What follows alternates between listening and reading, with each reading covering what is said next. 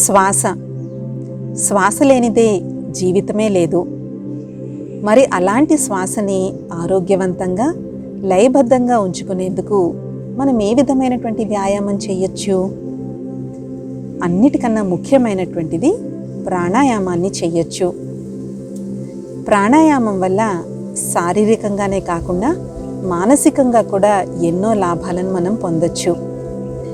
ఇవాళ మనం కొన్ని ప్రాణాయామాల్ని నేర్చుకుందాం. అయితే ఈ ప్రాణాయామాలు చేసే ముందు మీకేమన్నా శారీరక అనారోగ్యాలు కానీ ఉన్నట్లయితే ఒకసారి మీ డాక్టర్ని సంప్రదించిన తర్వాతే చెయ్యండి. పైగా ఈ ప్రాణాయామాల అభ్యాసం చేసే ముందు అట్లీస్ట్ ఒక 4-5 గంటలైనా సరే మీ పొట్ట ఖాళీగా ఉండాలి. అంటే సాలిడ్ ఫుడ్స్, ఘన పదార్థాలు ఏమీ తీసుకోవద్దు. హెవీ లిక్విడ్ ఫుడ్ని కూడా తీసుకోవద్దు. ఉదయం సమయాల్లో చేస్తే ఇది చాలా మంచిది. రండి మొదలు పెడదాం. మొదటిగా మనం నేర్చుకునేటువంటి ప్రాణాయామం అనులోమ విలోమ ప్రాణాయామం. దీన్నే నాడీ శోధన, నాడీ శుద్ధి ప్రాణాయామం అని కూడా అంటారు. ఈ ప్రాణాయామం చేయడానికి మీరు ఇలాగా కిందన కూర్చోవచ్చు, లేదంటే కుర్చీలో కూర్చుని కూడా చేసుకోవచ్చు.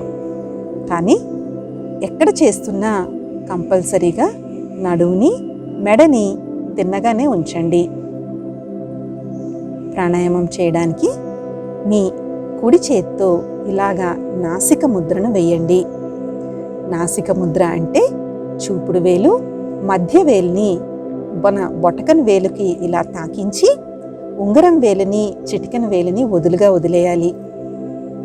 ఇప్పుడు మన బొటకన వేలుతో కుడి ముక్కు రంధ్రాన్ని క్లోజ్ చేసి ఎడమ ముక్కుతో శ్వాస వదిలేయండి. ఎడమ ముక్కుతో శ్వాస పీల్చుకుని ఎడమ ముక్కుని ఉంగరం వేలుతో క్లోజ్ చేసి కుడి ముక్కుతో శ్వాస వదిలేసి కుడి ముక్కుతో శ్వాస పీల్చండి. బొటకన వేలుతో కుడి ముక్కును క్లోజ్ చేసి ఎడమ ముక్కుతో శ్వాసను వదిలేయండి. ఎడమ ముక్కుతో శ్వాసను పీల్చుకోండి. ఉంగరం వేలుతో ఎడమ ముక్కును క్లోజ్ చేసి కుడి ముక్కుతో శ్వాస వదిలేయండి. కుడి ముక్కుతో శ్వాస పీల్చుకోండి. అలాగే మళ్ళీ బొటకన వేలుతో కుడి ముక్కును క్లోజ్ చేసి ఎడమ ముక్కుతో గాలి వదిలేసి ఎడమ ముక్కుతో గాలి పీల్చుకోండి. ఇలాగా ఒకసారి కుడి ముక్కుతో గాలి వదిలేసి పీల్చి ఇంకోసారి ఎడమ ముక్కుతో గాలి వదిలేసి పీలిస్తే అది మనకి ఒకసారి కింద లెక్క కింద వస్తుంది. ఇలాగా మీరు తక్కువలో తక్కువగా 9 సార్లు నుంచి 21 సార్లు వరకు చేసుకోవచ్చు. దీనివల్ల ముందుగా చెప్పినట్టుగా మన యొక్క శ్వాస క్రమబద్ధీకరణ అవుతుంది, అంటే రిథమెటిక్గా అవుతుంది. అట్ ద సేమ్ టైం మానసికంగా ఎంతో ప్రశాంతతని, శాంతిని కూడా ఈ ప్రాణాయామం వల్ల మీరు పొందొచ్చు. ఇంతకుముందు మీరు నేర్చుకున్నటువంటి అనులోమ విలోమ ప్రాణాయామం శ్వాసని ఉపయోగించుకొని మనం ప్రాణాయామం చేసే పద్ధతి. ఇప్పుడు ధ్వని ద్వారా కూడా మనం ప్రాణాయామం చేయొచ్చు. వాటినే లయబద్ధ ప్రాణాయామాలు అని అంటారు. ఇది ఎలా చేద్దామో ఇప్పుడు నేర్చుకుందాం. నేలపై కూర్చుని చేసుకోవచ్చు, లేదంటే కుర్చీలో కూడా కూర్చుని చేసుకోవచ్చు. కానీ ఎక్కడ చేస్తున్నా నడుముని, మెడని నిటారుగా పెట్టండి. ఈ ప్రాణాయామం చేయడానికి కళ్ళు మూసుకొని ఒక 5 సార్లు మామూలు శ్వాసను తీసుకోండి. తీసుకున్న తర్వాత ఇప్పుడు కళ్ళు తెరిచి 3 సార్లు ఆ అనేటువంటి శబ్దాన్ని బయటికి ఉచ్చరించండి. అయితే గట్టిగా అరుస్తున్నట్టుగా కాకుండా మెల్లగా చెయ్యాలి. ఆ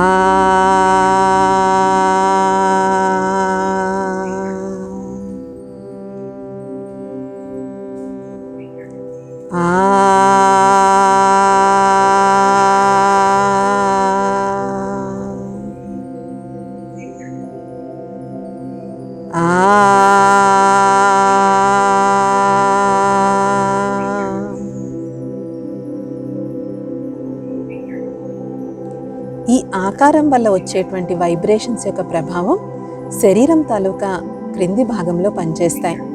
అంటే నడుము, కాళ్ళు, కాళ్ళి వేళ్ళు, వీటన్నిటిలోనూ మీరు ఒక రకమైన వైబ్రేషన్ని ఫీల్ అవుతారు. ఇప్పుడు తర్వాత ఊ శబ్దాన్ని అభ్యాసం చేద్దాం. శ్వాస తీసుకోండి. ఊ.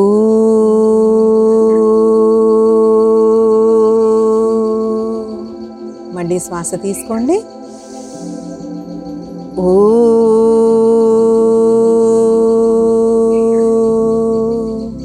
ఆఖరిసారిగా ఊ.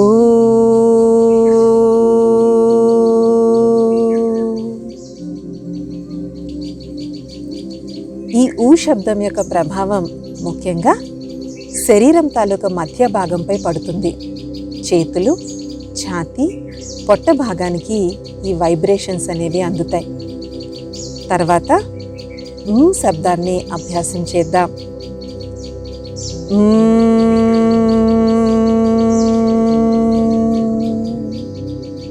శ్వాస తీసుకోండి.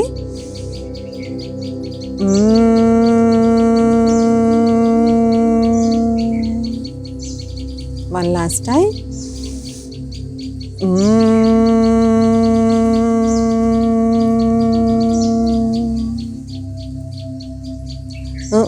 ధ్వని ముఖ్యంగా తల భాగంపై పనిచేస్తుంది. ఈ 3 ప్రాణాయామాలు చేసిన తర్వాత మీరు ఎంతెంతగా అయితే దీని యొక్క అభ్యాసం చేస్తారో అంతంతగా యాక్చువల్గా మీ బాడీలో వైబ్రేషన్స్ని ఫీల్ అవ్వగలుగుతారు. ఈ 3 సౌండ్లు చేయడం బాగా అభ్యాసం వచ్చిన తర్వాత 3 కలిపి చెయ్యండి. శ్వాస తీసుకోండి. ఆ.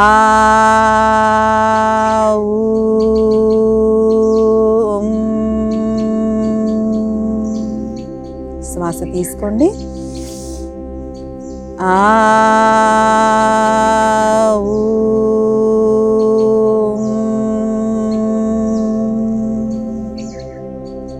One last time. ఆ.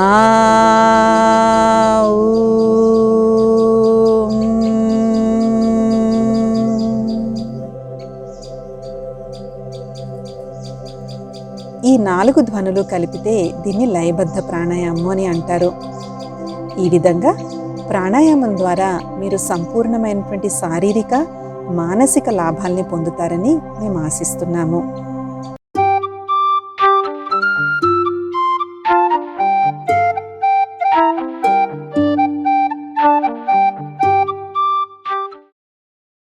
పుట్టినప్పుడే మీ జీవితం ఎలా జీవించాలి అని ఒక పుస్తకం పట్టుకుని ఎవరూ పుట్టరు. పరిస్థితిలో తప్పు ఒప్పుల్ని రైట్గా బేరీజు వేసుకోవడం జీవితం యొక్క ముఖ్యమైన భాగం. అప్పుడే మనం సరైన నిర్ణయాలను తీసుకోగలుగుతాం. సరైన నిర్ణయాలను ఏ విధంగా తీసుకోవచ్చనే పాజిటివ్ సంకల్పాలను ఇప్పుడు నేర్చుకుందాం రండి. నేను వివేకవంతుడని, నేను ఎప్పుడూ సరిగ్గానే ఆలోచిస్తాను, నా ఆలోచనలే నా యొక్క గమ్యాన్ని నిర్దేశిస్తాయి, ఏది వినాలి, ఏది చూడాలి అనేది నేను తెలివిగా నిర్ణయించుకుంటాను. ఎందుకంటే నేను వినేది, చూసేది నా ఆలోచనల్ని తీవ్రంగా ప్రభావితం చేస్తాయి కాబట్టి. న్యూస్లో, ఇంటర్నెట్లో, మొబైల్లో రకరకాల విషయాలు వస్తూనే ఉంటాయి. కానీ వాటిల్లో ఏది వినాలి, ఏది చూడాలి అని నేను తెలివిగా నిర్ణయించుకుంటాను. ఏ విషయాల్లో అయితే సహృదయత, దయ, మంచితనం వంటి మానవతా విలువలు ఉంటాయో వాటినే వింటాను, చూస్తాను, చదువుతాను. ఇవన్నీ కూడా నా ఆరోగ్యాన్ని తీవ్రంగా ప్రభావితం చేస్తాయి. నా మనసు ఒక స్వచ్ఛమైన తెల్లని తెర. నా యొక్క బుద్ధి చాలా శక్తివంతమైనది. అది ఎప్పుడూ కరెక్ట్ నిర్ణయాలనే తీసుకుంటుంది. నా చుట్టూ ఎప్పుడూ పాజిటివ్ శక్తి తరంగాలనే వ్యాపిస్తూ ఉంటుంది నా మనస్సు. ప్రతి పరిస్థితిని నేను కరెక్ట్గా అంచనా వేయగలను. ఎదుట వ్యక్తులను, పరిస్థితులను సరిగ్గా పరిశీలించుకుని అప్పుడే నేను నిర్ణయం తీసుకుంటాను. నేను తీసుకునే నిర్ణయం వల్ల నాకే కాక నా చుట్టుపక్కలున్న వాళ్ళందరికీ కూడా లాభం చేకూరుతుంది. ఈ సంకల్పాలను రోజులో తక్కువగా 3 సార్లన్నా రిపీట్ చేసుకోవడం వల్ల మీ యొక్క బుద్ధి శక్తిశాలిగా అవ్వడం జరుగుతుంది. దీనివల్ల మీరు సరైన సమయంలో సరైన నిర్ణయం తీసుకోగలుగుతారు. ఓం శాంతి.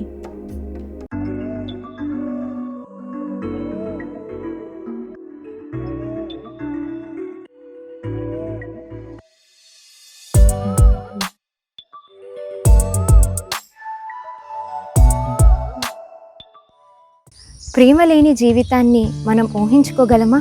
ప్రపంచాన్నంతా నడిపిస్తున్న శక్తి ప్రేమ. ప్రతి ఒక్కరూ మనల్ని ప్రేమించాలి, ఇష్టపడాలి అని మనందరం అనుకుంటూ ఉంటాం. ఎవరినైతే మనం ప్రేమిస్తూ ఉంటామో వాళ్ళని ఈజీగా మనం క్షమించగలం. వాళ్ళ తప్పులు కూడా మనకి తప్పుల్లా అనిపించవు. అలాగే మనల్ని మనం ప్రేమించుకున్నాము అంటే మనం జీవితంలో చేసే ప్రతి తప్పుని తెలిసో తెలియకో ప్రతి ఒక్కరూ తప్పులు చేస్తూ ఉంటారు. కానీ ఎప్పుడైతే మన పట్ల మనకి ప్రేమ ఉంటుందో అప్పుడు చాలా ఈజీగా మనం ఆ తప్పుని గుర్తించి దాన్ని వెంటనే సరిదిద్దుకోగలుగుతాం. మనలో ఉన్న ప్రేమ మనల్ని చాలా ఉన్నతంగా తయారు చేస్తుంది. అలాగే మనం ప్రతి ఒక్కరిని ప్రేమించాలి. మనం అందరినీ ప్రేమించాలి అంటే ముందుగా వారి మనస్తత్వాలను మనం అర్థం చేసుకొని దానికి అనుగుణంగా మనం నడుచుకుంటే సరిపోతుంది. మనం ఎవరినైనా మార్చాలి అనుకుంటే ప్రేమతో కంటే వేరే విధంగా మనం మార్చలేం కూడా. కొట్టో తిట్టో భయానో కొంతవరకు మనం మార్చగలుగుతాం. కానీ ప్రేమగా నిస్వార్థమైన ప్రేమ భావనతో వాళ్ళకి చాలా మంచిగా చెప్పాము అంటే వాళ్ళు దాన్ని వెంటనే యాక్సెప్ట్ చేస్తారు, మారడానికి కూడా రెడీ అవుతారు. సో ప్రేమకి అందరినీ మార్చగలిగే శక్తి ఉంది. ప్రేమతో మనం ఏమైనా చేయగలం. ప్రేమ కొండల్ని కూడా కరిగిస్తుంది అన్న సామెత కూడా మనం వినే ఉంటాం కదా. కాబట్టి ఫస్ట్ మనల్ని మనం ప్రేమించుకోవాలి, అలాగే అందరినీ ప్రేమించాలి. అప్పుడు జీవితంలో మనం ఉన్నతంగా తయారవుతాం, ఇతరులను కూడా చాలా ఉన్నతంగా తయారు చేయగలుగుతాం.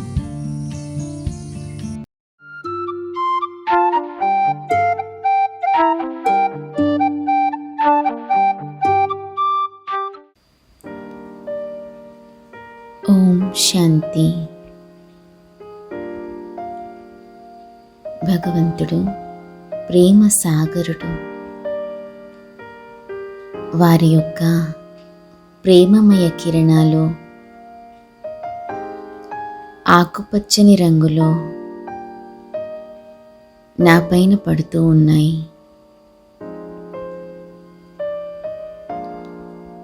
పరమాత్మ తన యొక్క ప్రేమ అనే గుణాన్ని నాలో నింపుతూ ఉన్నారు.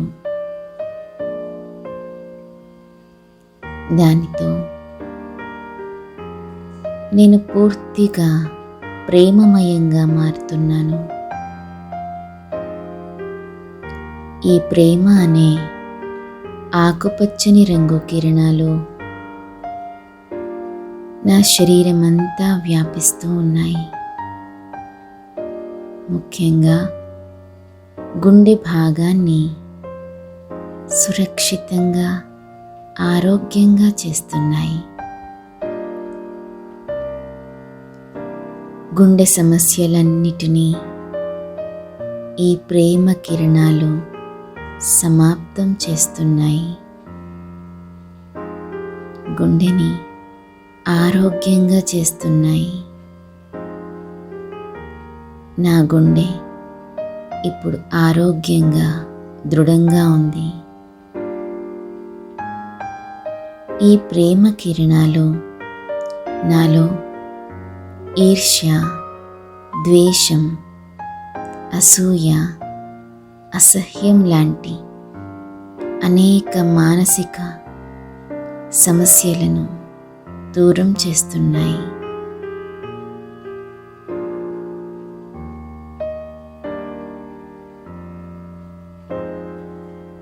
నేను ప్రేమ స్వరూపాన్ని, ప్రేమ యొక్క గుణంతో అందరి పట్ల సమానమైన దృష్టిని కలిగి ఉన్నాను. అందరినీ ఒకే విధంగా చూస్తున్నాను. అందరూ నా వారే. అందరూ పరమాత్మ సంతానమే. అందరూ మంచివారే. ఓం శాంతి.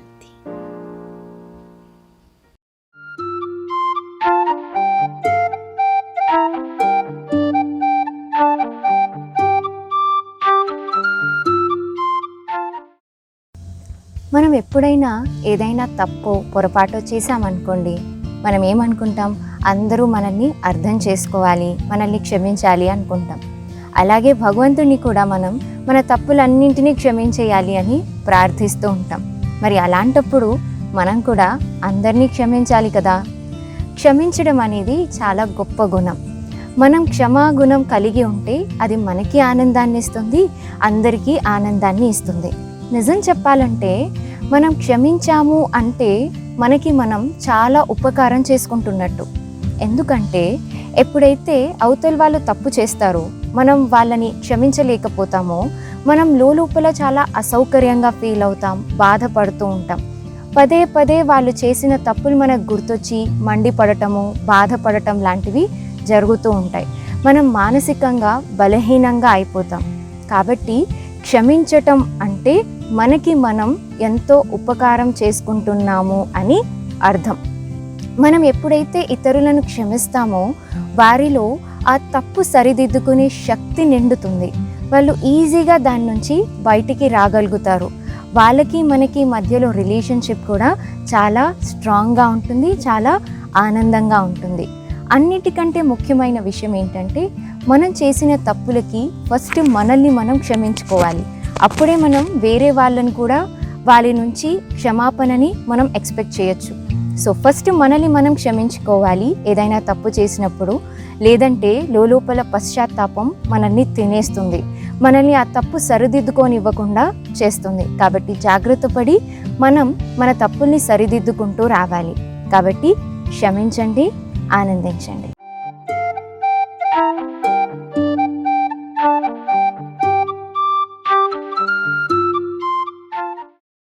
చాలా శారీరక అనారోగ్యాలకి కారణం మన ఫీలింగ్స్, ఎమోషన్స్, భావాలతో ముడిపడి ఉంటుంది. ప్రతి సంకల్పము శరీరాన్ని ఎఫెక్ట్ చేస్తుంది. మరి మన మనసుతో మన శరీరాన్ని ఏ విధంగా ఆరోగ్యవంతంగా చేసుకోవచ్చో తెలుసుకుందాము రండి. నేను ఆనంద స్వరూపాన్ని. నేను రోజూ మెడిటేషన్ చేయడం వల్ల నా ఎమోషనల్ హెల్త్ చాలా ఆరోగ్యంగా ఉంది. నేను రోజూ వ్యాయామం చేస్తాను, ఆరోగ్యవంతమైన వాటినే తింటాను, ఆరోగ్యానికి మంచివే తాగుతాను. నా శరీరాన్ని నేను ఎలా ఉంటే అలాగే ప్రేమిస్తాను. నా మనసును నేను శక్తివంతంగా చేస్తున్నాను. నాది చాలా స్వచ్ఛమైన మనస్సు. మనస్సు లోతుల్లో ఉన్న బాధ, దుఃఖం, పశ్చాత్తాపం లాంటి నెగటివ్ భావాలన్నీ తుడిచిపెట్టేస్తున్నాను. నన్ను నేను చాలా ప్రేమించుకుంటున్నాను. నేనేమిటో నాకు బాగా తెలుసు. ఇతరుల యొక్క అభిప్రాయాలు, ప్రవర్తనలు నన్ను ప్రభావితం చెయ్యవు. నన్ను నేను కరెక్ట్గా గౌరవించుకుంటాను. నా శరీరాన్ని కూడా నేను కరెక్ట్గా గౌరవిస్తాను, అలాగే ఆమోదిస్తాను. ఇతరుల మెప్పు పొందడం కోసం నా స్వయాన్ని నేను మార్చుకోను. నేను ఏమిటో అలాగే ఉంటాను. నేను ప్రతి పరిస్థితిలోనూ మంచిగా, అందరికీ ఉపయోగపడే విధంగా ఆలోచిస్తాను. నేను చాలా సంతోషంగా ఉంటాను. ఈ సంతోషమనే తరంగాలనే నా శరీరమంతా వ్యాపిస్తాను. నా మనస్సు చాలా స్వచ్ఛంగా, తేలికగా ఉంది. నేను రోజూ నా ఆరోగ్యం కొరకు పాజిటివ్ సంకల్పాలను చేస్తాను. ఈ శరీరం పరిపూర్ణ ఆరోగ్యంతో ఉంది. ప్రతి అవయవము కరెక్ట్గా పనిచేస్తుంది. నేను సదా ఆనందంగా ఆరోగ్యంగా ఉంటాను. ఈ విధంగా రోజులో తక్కువలో తక్కువగా 3 సార్లన్నా ఈ పాజిటివ్ సంకల్పాలను చెయ్యండి. దీనివలన ఆనందం, ఆరోగ్యం మీదవుతుంది. ఓం శాంతి.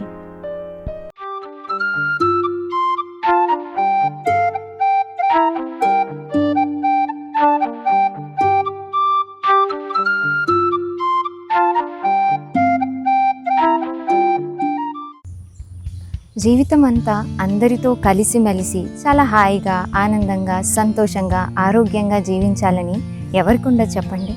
కానీ అలా మనం కలిసిమెలిసి జీవించాలి అంటే మనలో చాలా సహనం ఉండాలి. అలాగే మన జీవితంలో అనేక పరిస్థితులను, అనేక విషయాలను మనం చాలా సహించాల్సి వస్తుంది. సహనం అన్న పదం వినగానే అదేదో చాలా బరువుగా ఫీల్ అవుతున్నట్టు అనిపిస్తుంది. కానీ నిజానికి సహనం ఒక అద్భుతమైన శక్తి. సహనం పెద్ద పెద్ద పర్వతాల లాంటి సమస్యల్ని కూడా చిన్న ఆవగింజల్లాగా చేసేస్తాయి. అందరినీ మనం సహించగలిగితే మన జీవితం చాలా సుఖంగా ఉంటుంది. ఇప్పుడు చూడండి, తల్లికి పిల్లల పట్ల ఎంత ప్రేమ ఉంటుంది. ఆ ప్రేమ వల్ల తల్లి పిల్లలు ఏం చేసినా కూడా సహించగలుగుతుంది, వారిని మంచిగా మార్చగలుగుతుంది కూడా. తల్లిలోని ఆ సహనమే పిల్లలు మంచిగా తయారవ్వటానికి ఎంతో ఉపయోగపడుతుంది. అంటే సహనానికి పునాది ప్రేమ. మనలో ఎప్పుడైతే ప్రేమ ఉంటుందో ప్రతి ఒక్కరి పట్ల వారిని మనం ఈజీగా అర్థం చేసుకోగలం, గౌరవించగలం కూడా. ఎప్పుడైతే మనం వారిని అర్థం చేసుకుంటూ గౌరవిస్తూ ఉంటామో ఆటోమేటిక్గా మన రిలేషన్షిప్స్ అన్నీ, అంటే మన సంబంధాలన్నీ కూడా చాలా స్ట్రాంగ్గా, ప్రేమపూర్వకంగా, ఆనందంగా ఉంటాయి. సహించడం పెద్ద విషయమేం కాదు. అసలు సహనం అనే పదమే శక్తికి సంబంధించింది. కానీ మనం బాధపడుతూ దాన్ని చేస్తాం కాబట్టి సహనం అని బాధపడుతున్నాం. అలా కాకుండా దాన్ని మనం ప్రేమతో చేశాము అంటే అది అసలు మనకి సహనంలా కూడా అనిపించదు. కాబట్టి ఇప్పటి నుంచి ప్రతి ఒక్కరి పట్ల ప్రేమగా ఆలోచించడం, ప్రేమగా ఉండటం, అర్థం చేసుకోవడం అలవాటు చేసుకుంటే మనం ఈజీగా అన్ని పరిస్థితులను సహించగలుగుతాం. అలాగే మనం ఎదుర్కోబోయే అనారోగ్యాలను కూడా మనం సహించగలిగే శక్తి మనకు వస్తుంది.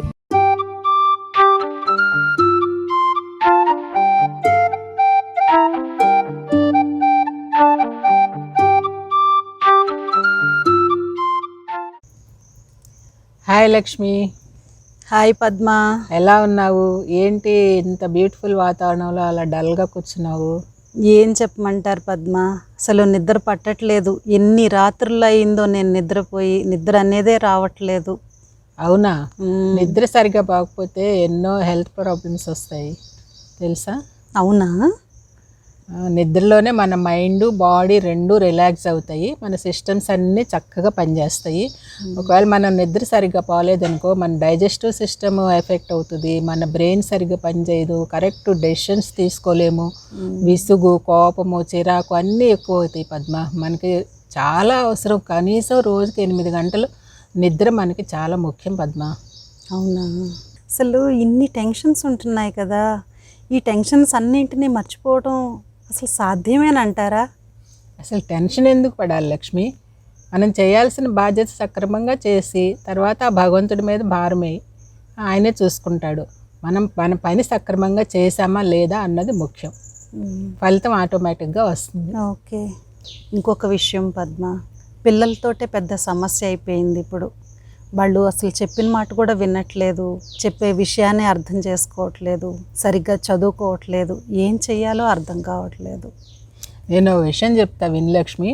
పిల్లల్ని మనం ఎప్పుడూ కూడా కంట్రోల్లో పెట్టాలని అనుకోకూడదు.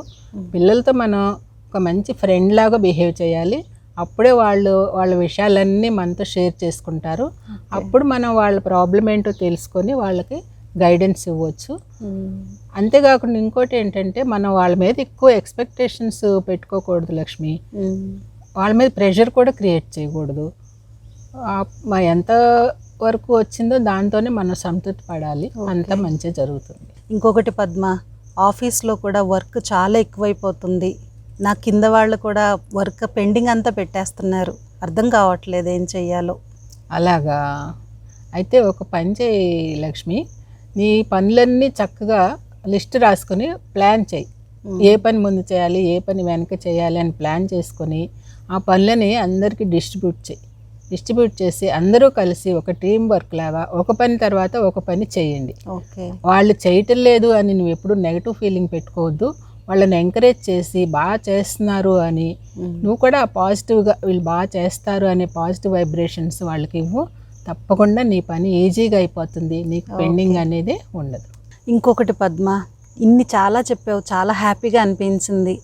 కానీ నేను కూడా చిన్నప్పటి నుంచి ఎన్నో చేయాలనుకున్నాను, ఎన్నో సాధించాలనుకున్నా, కానీ ఏదీ చేయలేకపోతున్నాను. అర్థం కావట్లేదు ఎందుకో. ఇప్పుడు కూడా చేయవచ్చు లక్ష్మి. నువ్వు టైంని చక్కగా మేనేజ్ చేసుకొని ప్రతి క్షణాన్ని సద్వినియోగం చేసుకుంటే నువ్వు సాధించాలనుకున్నవన్నీ కూడా ఇప్పుడు కూడా సాధించవచ్చు. ఫస్ట్ నువ్వు చేసే పని మీద కాన్సన్ట్రేషన్ చేసి నువ్వు చేసే పని పర్ఫెక్ట్గా చెయ్యి. ఇంకో విషయం ఏంటంటే, నువ్వు ఒక గంట ముందు లేసావు అనుకో, నీకు పనులన్నీ త్వరగా అయిపోతాయి. 2 అవర్స్లో అయ్యే పని 1 అవర్లో అయిపోతుంది. నీకు చాలా టైం మిగులుతుంది. ఆ టైంలో నువ్వు సద్వినియోగం చేసుకొని చక్కగా నువ్వు అచీవ్ చేయాలనుకున్నవన్నీ అచీవ్ చేయొచ్చు. ఓకే. ఏముంది లక్ష్మి, చాలా సింపుల్. ముందు మన మనసును శాంతిగా ఉంచుకోవాలి. జరిగిందంతా మంచే జరిగింది, జరుగుతున్నది కూడా చాలా మంచిగా జరుగుతోంది, జరగబోయేది ఇంకా మంచిగా జరుగుతుంది అనే ఫార్ములా మనం గుర్తుంచుకున్నాం అనుకో, ఇంకా మనకి నిశ్చింతగా ఉండగలుగుతాం. నిజంగా పద్మ, ఈ రోజుతో నాకు ఎంత హ్యాపీగా అనిపించింది అంటే, ఎంతోమందిని కలిశాను, ఎంతోమందికి నా విషయాలన్నీ చెప్పాను, కానీ ఇంతవరకు నాకు ధైర్యం అనేది దొరకలేదు. కానీ ఇన్ని సొల్యూషన్స్ మీకు ఎలా తెలుసు? ఇవన్నీ మీరు ఎలా చేయగలుగుతున్నారు? అసలు మీ దినచర్య ఏంటి చెప్పమంటావా లక్ష్మి? ఓం శాంతి క్లాసులకి వెళ్తాను, అక్కడ ఎన్నో మంచి విషయాలు మనకి నేర్పిస్తారు. నేను రోజు ఉదయమే మెడిటేషన్ చేస్తాను. ఎందుకంటే రోజు మొత్తం మన టయాన్ని ఎంతమందికో ఇస్తాము, కానీ మన కోసం మనం అంటూ ఉపయోగించుకునేది చాలా తక్కువ. ఉదయం సమయం చాలా ప్రశాంతంగా ఉంటుంది కాబట్టి ఆ సమయంలో నేను నా కోసం ఉపయోగించుకుంటాను.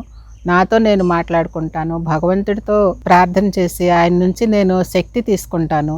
నేను ప్రతి పని చేసేటప్పుడు కూడా 2 మినిట్స్ భగవంతుడిని ధ్యానించి ఆయన నుంచి శక్తి తీసుకొని ఆయనతో కలిసి ఆ పని చేస్తాను.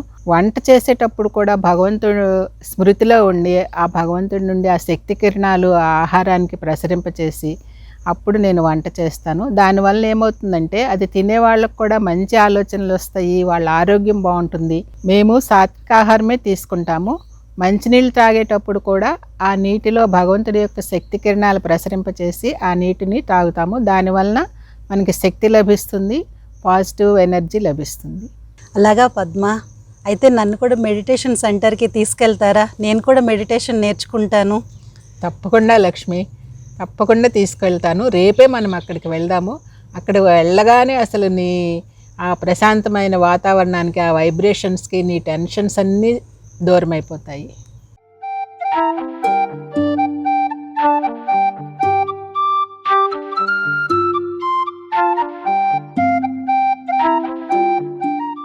శాంతి. పవిత్రతా సాగరుడైన పరమాత్మ తన యొక్క పవిత్రమైన కిరణాలను నా పైన కురిపింపచేస్తున్నారు. ఇవి కాషాయం రంగులో ఈ పవిత్ర కిరణాలు నా పైన పడుతూ ఉన్నాయి. కాషాయం రంగు కిరణాలు నన్ను పూర్తిగా పావనంగా శుద్ధంగా చేస్తున్నాయి. శరీరమంతా వ్యాపిస్తూ ఉన్నాయి. శరీరంలో రోగ నిరోధక శక్తిని పెంచుతున్నాయి. అనేక అనారోగ్య సమస్యలు, రుగ్మతలు, వీటన్నిటి నుండి నన్ను విముక్తి చేస్తున్నాయి. ఈ కాషాయం రంగు కిరణాలు నాలో శుద్ధతను పెంచుతూ నా మనస్సును చాలా శుద్ధంగా, పవిత్రంగా తయారు చేస్తున్నాయి. నా మనస్సును అనేక రకాల అపవిత్రమైన విషయాల నుండి విముక్తి చేస్తున్నాయి. కపటము, మోసము, అశుద్ధత, వీటన్నిటి నుండి నేను విముక్తి అవుతున్నాను.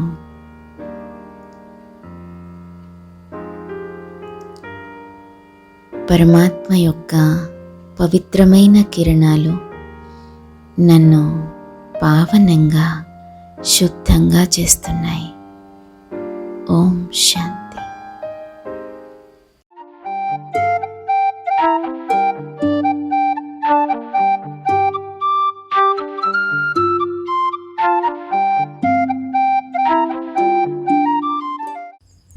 ఎవరైనా మనతో చాలా స్వీట్గా మాట్లాడితే, స్వీట్గా పలకరిస్తే మనకి ఎంత హాయిగా అనిపిస్తుంది.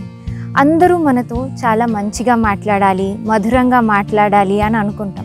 ఎవరైనా కాస్త కటువుగా, దురుసుగా మాట్లాడినా అది మనకి నచ్చదు. మనం ఎవరితో అయినా చాలా మధురంగా, స్వీట్గా మాట్లాడేది విన్నాము అంటే వాళ్ళు చెప్పింది మన మనసుకి హత్తుకుంటుంది. వాళ్ళు చెప్పిందే వినాలి, చెప్పిందే చెయ్యాలి అని అనిపిస్తూ ఉంటుంది. మరి అలాగే మనం కూడా అందరితో మధురంగా ఉండాలి కదా. మనం చాలాసార్లు మధురంగానే ఉంటాం, కానీ అప్పుడప్పుడు మనం చాలా కటువుగా, దురుసుగా కొందరితో మాట్లాడుతూ ఉంటాం. ఎందుకు అలా మాట్లాడతాము అంటే దానికి ఒక కారణం అవతలి వ్యక్తిలో మనం చెడును చూడటం, లేదా అవగుణాలను చూడటం, లేదా వాళ్ళలో ఉన్న బలహీనతల్ని చూడటం. ఇంకొక కారణం ఎందుకు మనం దురుసుగా మాట్లాడతాము అంటే మనం లోపల బాధగా ఉన్నప్పుడు లేదా నిరాశగా ఉన్నప్పుడు మన మాటలు చాలా కటువుగా ఉంటాయి, మధురత అందులో ఉండదు. మరి మనం ఎప్పుడూ మధురంగానే ఉండాలి అంటే ఎప్పుడు కూడా మనం ప్రతి ఒక్కరిలో మంచినే చూడాలి. ప్రతి ఒక్కరిలో ఏదో ఒక మంచి గుణం తప్పకుండా ఉంటుంది. అసలు మంచి గుణాలు లేని వ్యక్తి అంటూ ఈ ప్రపంచంలో ఉండరు. కాబట్టి ప్రతి పరిస్థితిలో అవతలి వ్యక్తి మనతో ఎలా మాట్లాడినా కూడా మనం వారిలో ఉన్న మంచి గుణాన్నే చూడాలి, మంచినే గ్రహించాలి. అప్పుడు ఆటోమేటిక్గా వాళ్ళతో మన వ్యవహారం చాలా స్వీట్గా, మధురంగా ఉంటుంది. వాళ్ళని ఆ మధురతతో మనం మంచిగా మార్చచ్చు కూడా. అలాగే మనకెప్పుడైనా నిరాశగా, బాధగా అనిపిస్తూ ఉన్నప్పుడు మన జీవితంలో ఏదైనా చాలా హ్యాపీ మూమెంట్ ఉంటుంది కదా, అంటే చాలా సంతోషకరమైన క్షణాల్ని మనం గుర్తు తెచ్చుకున్నాము అంటే టెంపరీగా ఆ బాధ మన నుంచి దూరం అవుతుంది. ఆ తర్వాత మనం ఆ బాధ దేని వల్ల వచ్చింది, దేన్ని మనం సరి చేసుకుంటే ఆ బాధ దూరం అవుతుంది అని దానికి సమాధానాన్ని కూడా మనం కనుక్కోగలం. అప్పుడు మనం ఎప్పటికీ కూడా మధురంగా ఉండగలుగుతాం. మన అందరి తండ్రి పరమాత్మ చాలా మధురమైన వారు. వారి స్మృతిలో ఉంటే కూడా మనం చాలా మధురంగా తయారవుతాం. ఆ మధురత మనకి ఎన్నో ఆశీర్వాదాలను సంపాదించి పెడుతుంది, మన ఆయురారోగ్యాలను ఇంకా ఇంకా పెంచుతుంది.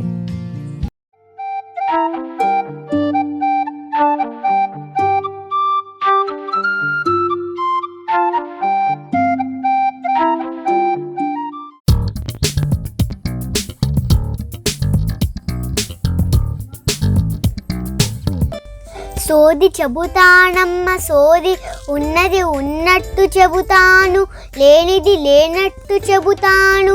సోది చెబుతానమ్మ సోది, జరిగింది చెబుతాను, జరగబోయేది చెబుతాను. సోది చెబుతానమ్మ సోది. ఇదిగో సోదమ్మా, ఇటురా. ఏంటమ్మా? సోది చెప్పినందుకు నువ్వేం తీసుకుంటావమ్మా? నేను చంటి పాపనని చెప్పి పూట నిండా బిస్కెట్లు, చేట నిండా చాక్లెట్లు అడుగుతాననుకుంటావేమో, కానీ బిస్కెట్లు, చాక్లెట్లు, పిజ్జాలు, బర్గర్లు నాకు ఇవేమీ వద్ద తల్లి. ఎందుకంటే ఇవన్నీ ఆరోగ్యానికి హానికరం కదా. అందుకని బుట్ట నిండా తాజా తాజా పళ్ళు, చేతి నిండా తాజా తాజా కూరగాయలు ఇవ్వమ్మా. ఇంకా ఆ పైన పిస్తాలు, బాదం పప్పులు ఇచ్చినా సరే నేనేం కాదనులే. నీ ఇష్టమే తల్లి. సోది చెబుతానమ్మ సోది. సరే సోదమ్మా, అవన్నీ ఇస్తాను, కానీ నాకొక విషయం చెప్పు. రోజు రోజుకి రోగాలు పెరిగిపోతున్నాయి కదా, ఇప్పుడు ఇవి ఎలా తగ్గుతాయంటావు? ఎప్పుడు తగ్గుతాయంటావే తల్లి? పండించే భూమిని పాడు చేశారు, తాగే నీటిని కలుషితం చేశారు, పీల్చే గాలిని కూడా వదలలేదు. వీటన్నిటిలోనూ కాలుష్యం నింపేశారు. మరి ఇలా కాలుష్యం నిండినటువంటి తిండి తిని కాలుష్యం నిండిపోయినటువంటి గాలిని పీల్చి అదే నీరు తాగితే ఇంకా రోగాలు రాకాయి ఏమొస్తాయే తల్లి. చిన్నపిల్లలు తాగే పాలను కూడా కల్తీ చేసేస్తున్నారు. బయటే కాదు, మనిషి తన లోపల కూడా చాలా కల్మషంగా అయిపోయాడు, చాలా కుళ్ళుని నింపేసుకున్నాడు. లోపల బయట ఇంత కల్మషం కాలుష్యం ఉంటే ఇంకా ఆరోగ్యం ఎలా ఉంటుంది తల్లి? నా గురించి ఏమైనా చెప్తావా సోదమ్మా? నీ అదృష్టం చాలా బాగుందే తల్లి, కానీ నీ అదృష్టానికి ఒక చిన్న అడ్డు గీత ఉందే తల్లి. నీ మొహం చూస్తే ఏదో రోగం వచ్చేలాగుందమ్మా. అవునా మరి? ఇప్పుడు నన్నేం చేయమంటావే సోదమ్మా? అయ్యో, అన్నీ చెప్పేస్తారేంటి? కొంచెం బుట్లో పండ్లు కూరగాయలు ఏదో పడేస్తే నీకు కావాల్సిందంతా చెప్తానే తల్లి. మబ్బుల్లోనే లేవాలి తల్లి, అటు ఇటు నడిచి వాకింగ్ గట్ర చెయ్యాలి తల్లి. శుభ్రంగా స్నానం చేసి కాసేపు ఆ దేవుణ్ణి ప్రార్థించాలి తల్లి. నలుగురికి సహాయం చెయ్యాలి తల్లి. నోటికి నచ్చిందల్లా బాగుందని ఊరికి ఎక్కువగా తినకూడదే తల్లి. ఎంత అవసరమో అంతే తినాలి తల్లి. రోజు ఒకే సమయానికి తినాలి తల్లి. టైం ఖాళీగా ఉందని ఊరికే వాట్సాప్లు యూట్యూబ్లు ముందే గడిపేసి ఒళ్ళు పెంచకే తల్లి.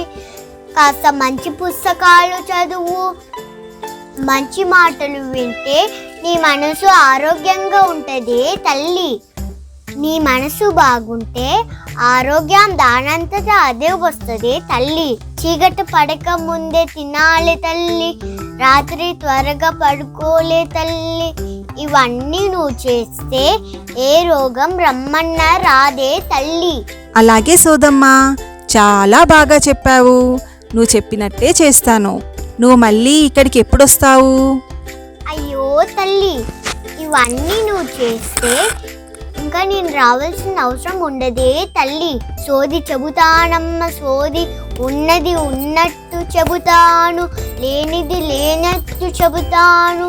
సోది చెబుతానమ్మ సోది, జరిగింది చెబుతాను, జరగబోయేది చెబుతాను. సోది చెబుతానమ్మ సోది.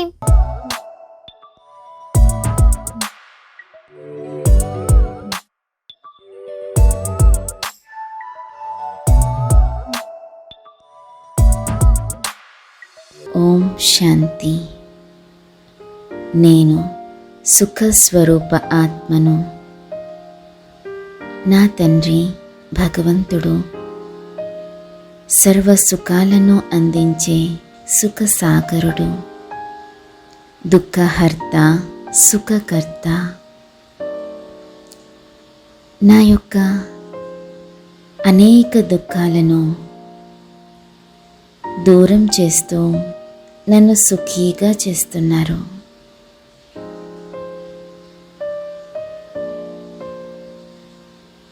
నేను సుఖస్వరూపాన్ని.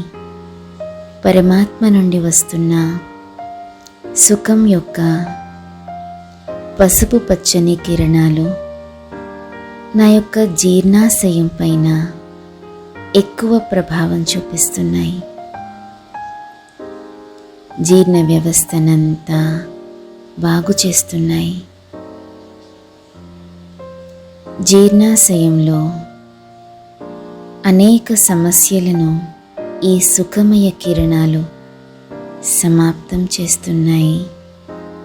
పెప్టిక్ అల్సర్ లాంటి అనేక సమస్యలు, కాలేయం బాధలు అన్నీ దూరం అవుతున్నాయి. నా జీర్ణ వ్యవస్థ అంతా ఆరోగ్యంగా మారుతోంది.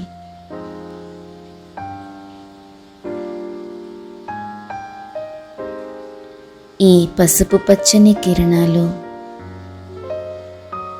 నాలో అనేక బాధలను, సమస్యలను దూరం చేస్తున్నాయి. నా మనసును సుఖీగా చేస్తున్నాయి, రిలాక్స్డ్గా చేస్తున్నాయి. నాకింక ఎలాంటి సమస్య లేదు. పూర్తి ఆరోగ్యమే ఆరోగ్యం. ఓం శాంతి.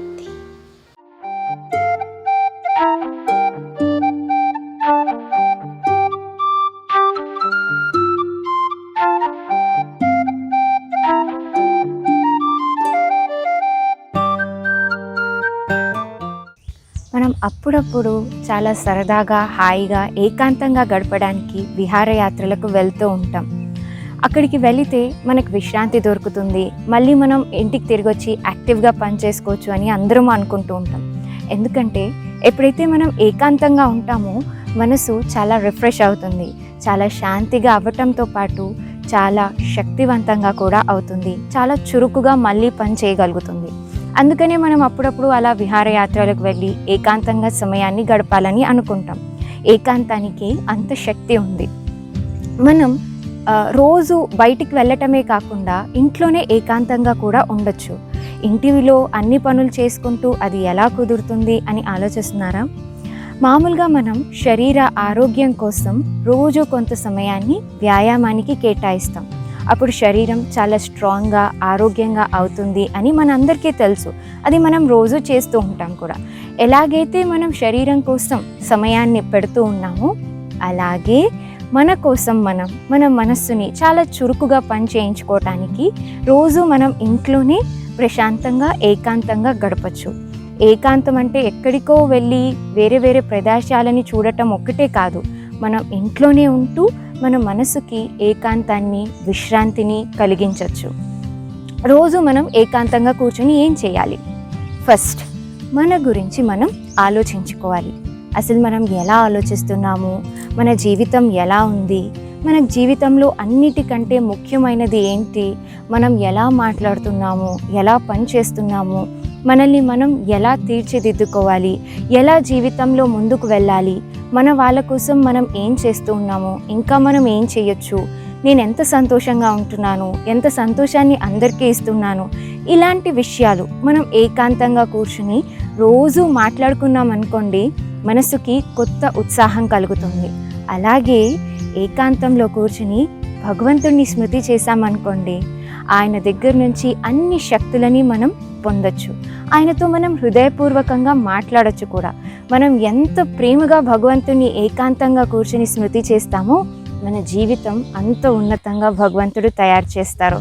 కాబట్టి తప్పకుండా ప్రతిరోజు కొంత సమయాన్ని ఏకాంతంగా గడిపి మీకోసం మీరు, మీతో భగవంతుడు ఉన్నట్టుగా భావిస్తూ జీవితాన్ని ఆనందంగా చురుగ్గా గడపండి.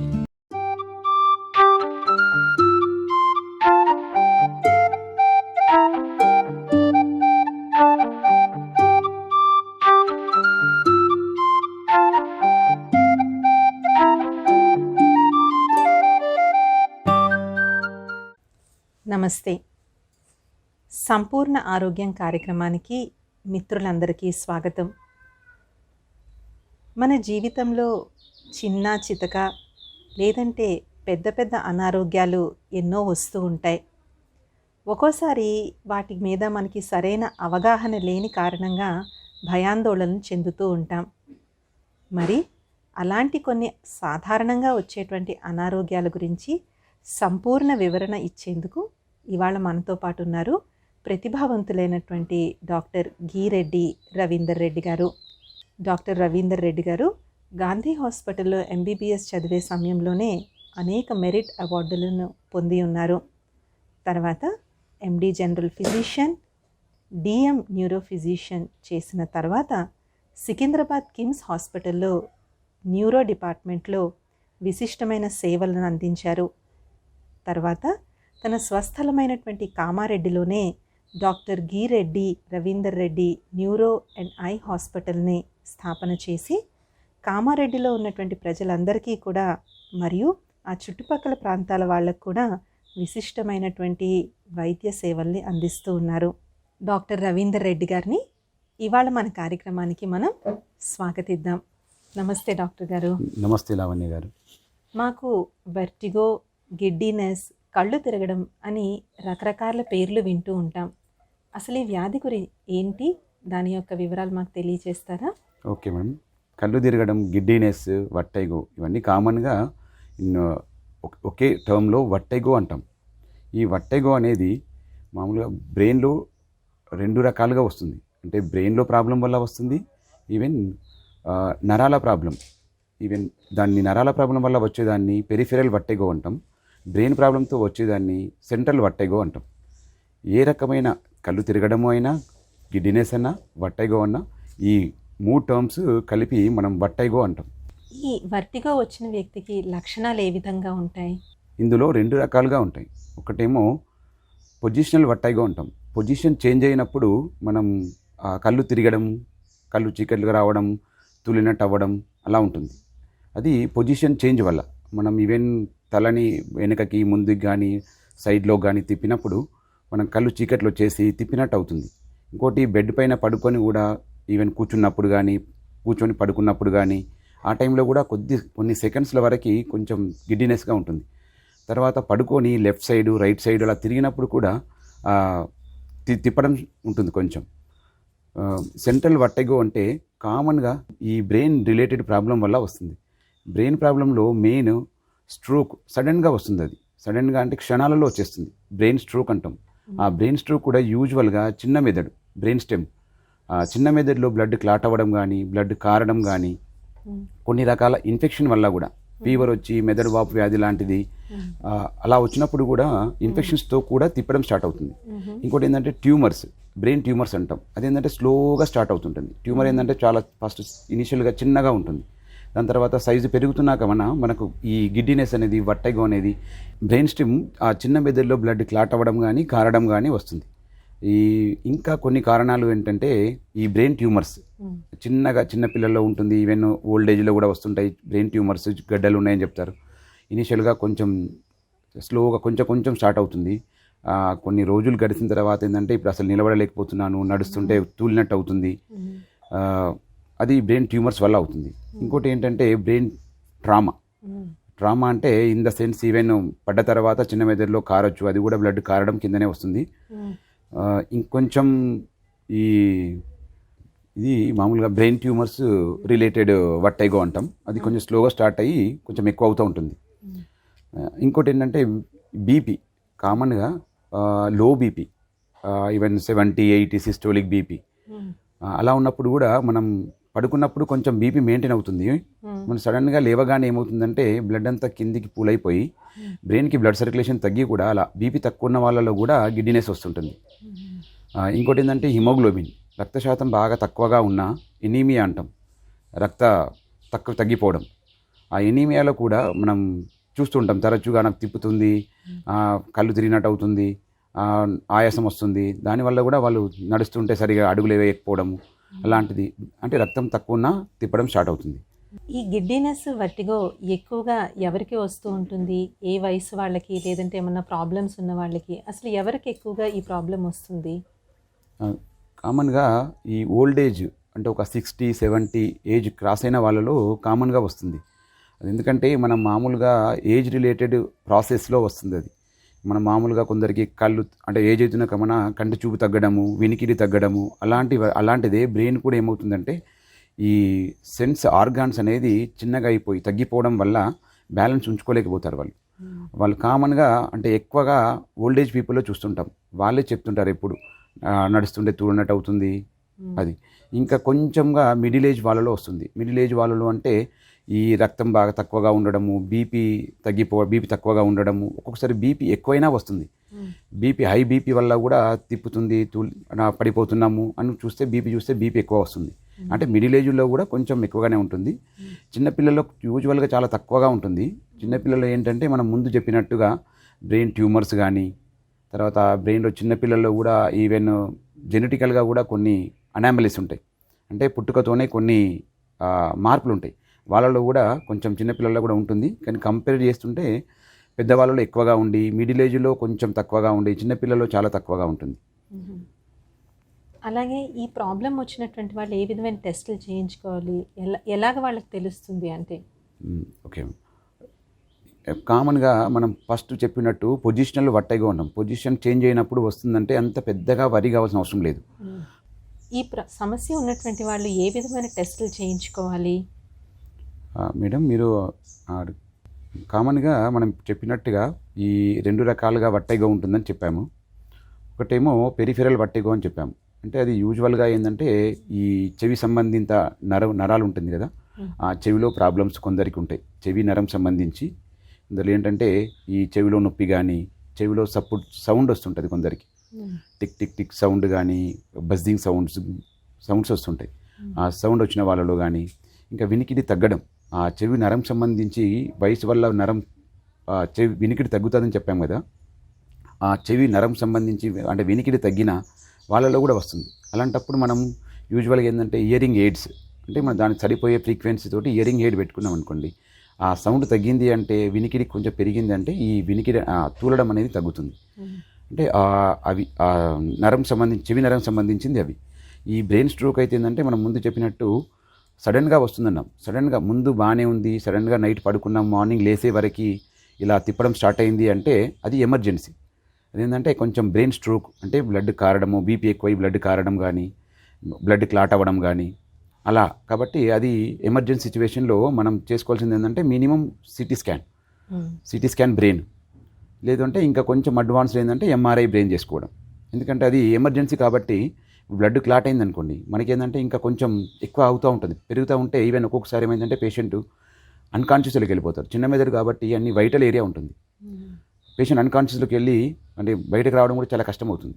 అంటే సడన్గా అయింది అంటే డెఫినెట్గా అలర్ట్గా ఉండడం. ఈ కొంచెం స్టార్ట్ అవుతుంది, వస్తుంది, పోతుంది అంటే అలాంటప్పుడు పెద్దగా భయపడాల్సిన అవసరం ఏమి ఉండదు.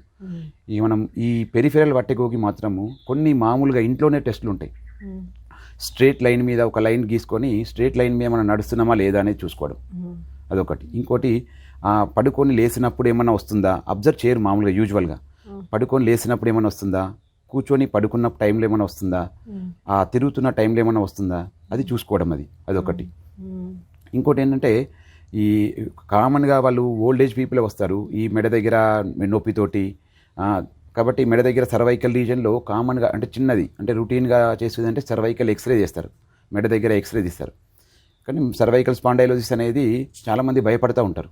అది వయస్సు వల్ల వచ్చే మార్పు. అది మెడ రీజన్లో బోను డిస్క్ అరుగుదల వల్ల వచ్చే ప్రాబ్లాన్ని సర్వైకల్ స్పాండైలోసిస్ అంటాం. కానీ వాళ్ళు ఏమంటారు, అరిగిపోయింది అని చెప్పేసి బాగా యాంగ్జైటీతో ఫీల్ అయిపోయి ఏం చేయించుకోవాలి, అది చేయించుకోవాలి, ఇది చేయించుకోవాలి అని చెప్తారు. కానీ అది మామూలుగా వయసు వల్ల వచ్చే ప్రాబ్లమే. ఆ సర్వైకల్ స్పాండైలోసిస్కి ఈ తిప్పడానికి అయితే పెద్దగా అంటే రిలేషన్షిప్ ఏముండదు. సర్వైకల్ ఎక్స్రే తీసుకోవడం, ఏమన్నా ప్రెస్ అవుతుందా లేదా చూసుకోవడం. అరుగుదల అనేది అంటే భయపడాల్సిన అవసరం అయితే లేదు, అరుగుదల అందరికీ ఉంటుంది. మెడ దగ్గర, నడుము దగ్గర, మోకాల దగ్గర అరుగుదల ఉంటుంది. ఒక 60-70 క్రాస్ అయినా ప్రతి వాళ్ళలో ఉంటుందండి. ఇంకా కొంచెం ఇక వెళ్ళాలి అంటే ఆల్రెడీ చెప్పినట్టు CT scan brain, MRI brain చేసుకోవడం. ఎంఆర్ఐలో ఎవరైనా చిన్న మెదడులో ప్రాబ్లం ఉంది అంటే అప్పుడు మనం కొంచెం అంటే రక్తం కారితే రక్తం దానికి సంబంధించిన బీపీ కంట్రోల్ చేయడం, రక్తం గడ్డగడితే రక్తం పల్చగా చేయడానికి ట్యాబ్లెట్స్ ఉంటాయి, అవి వాడుకోవడం. ఇంకా కొందరిలో ఈఈజీ అని ఉంటుంది, ఎలక్ట్రో ఎన్సెఫలోగ్రామ్ అంటాం. అంటే మామూలుగా దేనివల్ల వస్తుంది, బ్రెయిన్లో ఇంబ్యాలెన్స్ వల్ల వస్తుందా ఏమన్నా. ఈవెన్ ఒక్కోసారి ఆ ఎపిలెప్సీ అంటే ఫిట్స్లో కూడా ఈ తిప్పినట్టుతో స్టార్ట్ అయ్యి ఫిట్స్ స్టార్ట్ అవుతుంటాయి. అది ఇంకా రొటీన్గా హిమోగ్లోబిన్ టెస్ట్ చేసుకోవడం ఒకటి, తర్వాత బీపీ రెగ్యులర్గా బీపీ చెకప్ చేస్తూ ఉండడం ఒకటి. ఈ బీపీని కూడా మనం ఒకసారి పేషెంట్ని పడుకోబెట్టి ఒకసారి బీపీ చూడడము, నిలబెట్టి ఒక 1 minute 2 minutes తర్వాత మళ్ళీ బీపీ చూడడం. ఒకసారి ఏమవుతుందంటే పడుకున్నప్పుడు బీపీ మంచిగానే మెయింటైన్ అవుతుంది. మనకు నార్మల్గా 120/80 అనేది నార్మల్ బీపీ ఉంటుంది. కొందరికి ఏమైందంటే ఓల్డ్ ఏజ్లో ఈవెన్ కొందరిలో ఈ పొజిషన్ చేంజ్ అయినప్పుడు బీపీ డౌన్ అయిపోతుంటుంది. పడుకున్నప్పుడు మెయింటైన్ అవుతుంది బీపీ, నిలబడగానే సడన్గా బీపీ డౌన్ అయిపోయి కళ్ళు తిరిగినట్టు అయి పడిపోతుంటారు. కాబట్టి బీపీ చెక్ చేసుకోవడం, ఒకసారి పడుకొని బీపీ చూడడం, ఒకసారి నిలబెట్టి బీపీ చూసుకోవడం. అది ఇంటి దగ్గర కూడా చేసుకోవచ్చు, మనం బీపీ మిషన్ ఉంటే ఇంటి దగ్గర కూడా చూసుకోవడం. ఒకవేళ ఆ కండిషన్లో మనకు బీపీ తక్కువ అవుతుంది అన్నప్పుడు డాక్టర్ని కన్సల్ట్ అవ్వడం, లేదంటే కొంచెం బీపీ పెరగడానికి కొంచెం యాడెడ్ సాల్ట్ తీసుకొని కొంచెం పెరుగులో మజ్జిగ లాగేసుకొని సాల్ట్ తాగడము, ఓఆర్ఎస్ తీసుకున్నా సరిపోతుంది. కొంచెం ఎక్కువ వాటర్ తీసుకున్నా మనకు వాటర్ వల్ల కూడా ఈవెన్ ఒక 1/2 లీటర్ వాటర్ తీసుకుంటే 10-20 బీపీ పెరుగుతుంది, మనకు 10 to 20 బీపీ పెరుగుతుంది. అంటే బీపీ కూడా తక్కువ ఉన్నప్పుడు ఇలాంటివి చేసుకోవడం. ఇక హిమోగ్లోబిన్ అంటే మనం రొటీన్గా కొంచెం మనకు తెలిసిపోతుంది, అలసిపోతున్నాను, కొంచెం పని చేస్తుంటే ఇక పని చేయలేకపోతున్నాను, ఆకలి తగ్గిపోతుంది. మనం ఇంటి దగ్గరే బీపీ కూడా చెక్ చేస్తూ ఉండాలి. మనం బీపీ ఏంటంటే పడుకున్నప్పుడు బీపీ మెయింటైన్ అవుతుంది. మనం అదే సడన్గా నిలబడ్డాం అనుకోండి, బీపీ డ్రాప్ అయిపోతుంది, బ్రెయిన్కి బ్లడ్ సర్క్యులేషన్ తగ్గిపోతుంది. తగ్గిపోగానే వాళ్ళకి ఏంటంటే కళ్ళు తిప్పినట్టు అవుతుంది. అందుకని మనం పేషెంట్కి ఒకసారి అంటే మనం చూసుకోవాల్సింది ఏంటంటే పడుకొని ఒకసారి బీపీ చూడడము, ఒక 1 మినిట్ నిలబెట్టి 1 మినిట్ తర్వాత మళ్ళీ ఒకసారి బీపీ చూడడం. అలాంటప్పుడు ఏమైనా డ్రాప్ అవుతుందా అంటే డ్రాప్ కూడా మనకు యూజువల్గా డ్రాప్ అవుతుంది, ఒక 5 to 10 డ్రాప్ అవుతుంది. ఈవెన్ మోర్ దాన్ 20 అంటే 20 కంటే ఎక్కువ డ్రాప్ అయింది. పడుకున్నప్పుడు ఒక 120 వచ్చింది, నిలబడ్డప్పుడు మనకు 100 వస్తుంది అంటే సిగ్నిఫికెంట్గా బీపీలో ప్రాబ్లం ఉంది, దానివల్ల వస్తుందని మనం ఐడెంటిఫై చేయొచ్చు.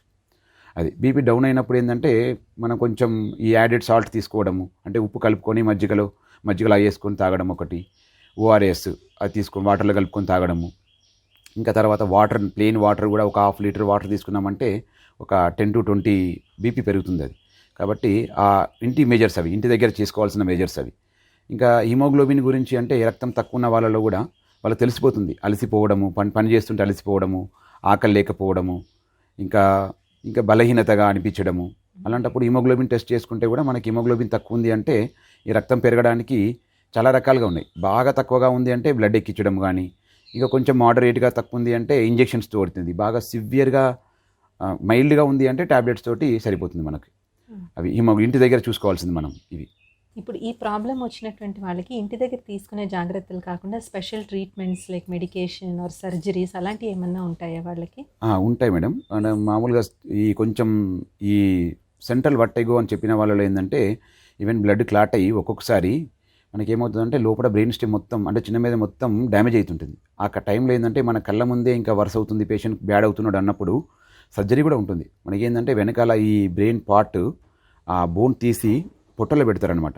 అప్పుడు ఏంటంటే మనకి ఇంకా కొంచెం వరుస కాకుండా వాప్ వచ్చేసి మెదడు డ్యామేజ్ కాకుండా ఉండడానికి సర్జరీ ఉంటుంది, అదొకటి ఉంటుంది. మళ్ళీ ఇంకా మామూలుగా ఈ సింపుల్గా వట్టేగో తిప్పుతుంది అంటే కొన్ని రకాల ఎక్సర్సైజెస్ కూడా ఉంటాయి, మనం ఇంటి దగ్గర చేసుకోవచ్చు. అంటే మనం వస్తే వాళ్ళకి చెప్పచ్చు అనమాట, కొన్ని రకాల ఎక్సర్సైజ్ వల్ల, కొన్ని రకాల మెడిసిన్స్, మ్యాక్సిమం మన మెడిసిన్స్ తోటే క్యూర్ అయిపోతుంది. సర్జరీ వరకంతా అవసరం ఉండదు.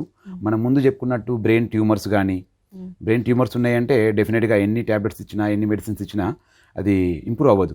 బ్రెయిన్ ట్యూమర్స్ ఉన్నప్పుడు మనం స్కాన్ చేసుకుంటాం కాబట్టి ట్యూమర్ను బట్టి సర్జరీ చేయడము, అది స్టేజ్ని బట్టి కూడా ట్రీట్మెంట్, అంటే సర్జరీ చేసిన తర్వాత ట్రీట్మెంట్ అంటే మందులతో తీసుకోవడమా, లేదంటే రేడియోథెరపీ అంటే కరెంట్ ట్రీట్మెంట్ అని చెప్తుంటారు, రేడియోథెరపీ అది ఉంటుంది. ఇక ఈ పొజిషన్ వల్ల వచ్చే వాళ్ళకైతే పెద్దగా ఓన్లీ మెయిన్ ఎక్సర్సైజ్ తోటే అయిపోతుంది మేడం. అంటే పెద్దగా ఈ స్ట్రోక్ అయితేనే మనం వరి కావాలి, స్ట్రోక్ కానప్పుడు అంత పెద్దగా భయపడాల్సిన అవసరం లేదు. మాకు ఈ ప్రాబ్లం గురించి ఇంత చక్కని వివరణ ఇచ్చినందుకు మీకు చాలా ధన్యవాదాలు. నమస్తే. నమస్తే లావణ్య గారు.